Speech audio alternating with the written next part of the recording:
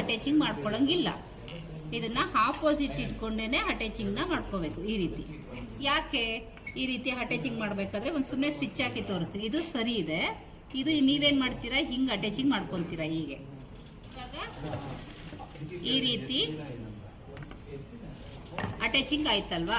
ಹೀಗೆ ಮಾಡಿದಾಗ ನೋಡಿ ಹೇಗ್ ಬಂತು, ರಂಗಲ. ನಾವು ಫೋಲ್ಡ್ ಮಾಡಿದಾಗ ಹೆಂಗ್ ಬರುತ್ತೆ, ಬರಲ್ಲ. ಅದಕ್ಕೋಸ್ಕರ ನಾವೇನ್ ಮಾಡ್ಬೇಕು, ಆಯ್ತಾ. ಇವಾಗ ಸ್ಟಿಚ್ ಮಾಡಿ ತೋರಿಸ್ತೀನಿ.